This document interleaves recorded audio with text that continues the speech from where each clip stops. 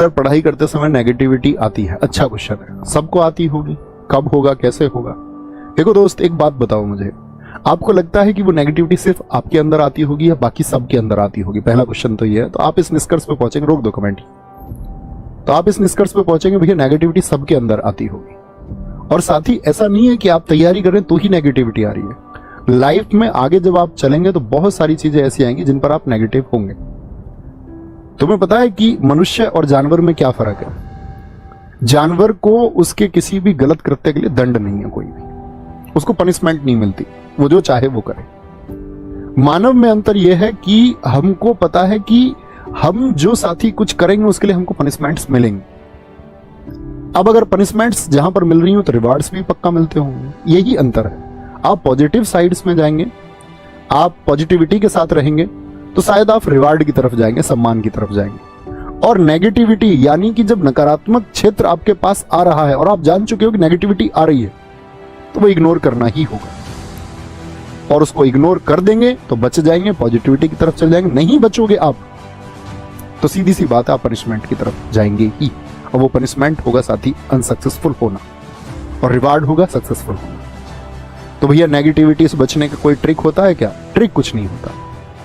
आपको ये देखना आपके आसपास परिवेश में कौन सी चीजें हैं जो आपको नेगेटिविटी की तरफ ले जाती है। घर की आर्थिक स्थिति है तो आपको ये समझना होगा साथी कि बहुत सारे लोगों की आर्थिक स्थिति अब तक ऐसी रही है जिससे वो उभरे हैं। बड़े बड़े उद्योगपति साथी इस देश में हुए हैं जो निम्न वर्ग से थे। ऐसा नहीं होता है कि अंबानी का बेटा ही आपका उसी के पास धन या उसकी आर्थिक स्थिति, आर्थिक संबलता उसी के पास आएगी, ऐसा बिल्कुल जरूरी नहीं है। बहुत सारे लोगों ने करके दिखाया है निम्न वर्ग से, और बहुत आर्थिक स्थिति उन्होंने अपनी मजबूत की है। तो आपको ये सोचना होगा कि हम जो परेशान हो रहे हैं क्या सच में परेशानी हल है या फिर एक सही रणनीति हल होगी? तो आप पहुंचेंगे भैया सही रणनीति हल होगी, उसी के द्वारा हल हो सकता है। भैया मैंने आपकी क्लासेस में सिलेबस के अलावा बहुत कुछ सीखा है। अच्छी बात है साथी, सीखना जरूरी है। नहीं सीखोगे तो फिर डम माइंड हो जाओगे, ठीक है। और मैं ये कहूंगा, देखो मैं एक थॉट प्रोसेस पर जीता हूं, मेरे साथ बहुत मुश्किलें आई हैं, ठीक है। और मैं कहूं या कोई कंपैरिजन करूं मैं किसी से तो कोई अर्थ नहीं है उसका, लेकिन ये हकीकत है कि शायद मुझसे ज्यादा भी किसी के हिस्से में आई हूं, लेकिन मुझे देखना भर ऐसे पड़ता नहीं जितने लोगों को मैं जानता हूं कि जो मेरे हिस्से में आया उतना किसी के हिस्से में आया हो। सपने भी टूटे हैं, घर की कमजोर हालत भी देखी है। मैंने उस घर में भी जीवन जिया है जो एक तरफ से आर्थिक संबल था बहुत कई पीढ़ियों से, और पिछली 1-2 पीढ़ियों से बहुत कमजोर हो गया आर्थिक रूप से।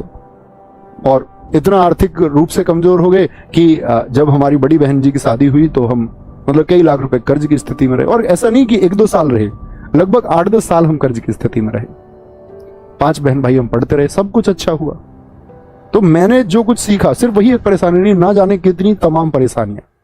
मैं एक सूत्र याद रखता हूं, मुझे आज भी याद है कि वो मैंने YouTube की किसी वीडियो में सुना था, और जब मैं मुखर्जी नगर रहता था तब मैंने सुना था, ठीक है, 2018 में, कि जब जब समस्या पैदा होती है, और किसी ने मतलब वाणी डाल रखी थी ऐसे भगवान श्री कृष्ण के नाम से कि जब जब समस्या पैदा होगी तब तब उसका समाधान पैदा होता है। नहीं तो आप देख लेना, आप बहुत परेशान होते हैं, बहुत चिंता करते हैं बहुत सारी चीजों की, लेकिन आप देखोगे कुछ टाइम बाद वो चिंता रहती नहीं है। वक्त लग सकता है, महीने लग सकते हैं, साल लग सकते हैं, लेकिन सॉल्यूशन तो पैदा होता है साथी। अब भी याद रखना, चिंता नहीं करनी है। कुछ परेशानी आई है तो उसका सॉल्यूशन पैदा हुआ है, तो उसके साथ रहिए, ठीक है।